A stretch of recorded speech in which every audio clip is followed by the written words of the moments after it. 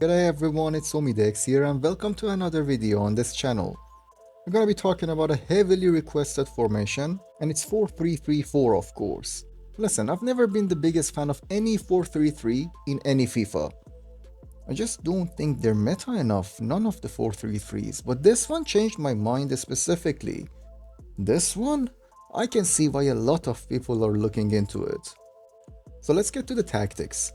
I played lots of games with this formation to get an understanding of how it works, and this is by far the best setup I could come up with. You can see the numbers on your screen, I'm not gonna read all of that for you, but for depth, go with either 61 or 71, depending on how much you want to press and risk. Build-up play I tried balanced and long ball as well, but balance just worked better for me. With 43 attacking width, your wingers are gonna be placed between your opponent's fullback and center back. Or you could go with the width of 55 plus, which puts your wingers wider than your opponent's fullbacks. Those are your two options. I decided to go with 43 because I tried both and 43 was just way better. Let's go to the instructions, which is the most important part of the setup. I didn't want to put getting behind on my striker, but counterattacks on this formation are wild, so I believe getting behind is the way to go. The two wingers, both of them we're gonna have one come back on defense, cut inside and get into the box for cross. If you're gonna adjust something to your liking, feel free to do so, but remember they need to come back on defense or else this formation will lose stability in defense. Important to have them on comeback on defense. Next up is the cam, and we're gonna have him on stay forward and get into the box for crosses. Now again, I noticed when I put comeback on defense on this cam, one of the wingers just refused to come back on defense and it just interrupts the balance of your defending. So your cam should be on stay forward so both of your wingers can come back and contribute to the defending. Moving on to your center mids, one of them is on cover center and default. This is more of a box-to-box center mid. It's not crucial, but it's very beneficial if this player has the long ball play style. Your other center mid was a kind of out-and-out CDM, stay back while attacking and cover center. If this player is really good at passing the ball, I wouldn't mind putting free roam on him as well. So if you want to make that change, feel free to do so. Now when it comes to the fullbacks, I have one of them on balanced overlap and the other one is on stay back overlap. The meta thing to do is leave them both on stay back and overlap, but I just like the attacking option he offers when one of them goes up. So the decision is yours. If you're not struggling defensively, I would suggest leaving one of them unbalanced. And for the goalkeeper, comes for crosses and balanced as always.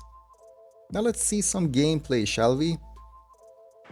I was surprised by the number of people asking for this formation and tactics. To be completely honest, I don't have much love for the 4-3-3 formations when it comes to meta. They're really fun, but they're not really meta. But this formation opened my eyes to a new world. I'm gonna make a big statement here and I'm gonna get a lot of heat in the comments for it. But this formation is better than the 4-2-3-1. I said it, it's just better, it's better. It's got better movement, better instructions, the involvement of cam is way better on this formation. I just love the fact that your cam and your CMs are closer to each other, able to communicate with each other more.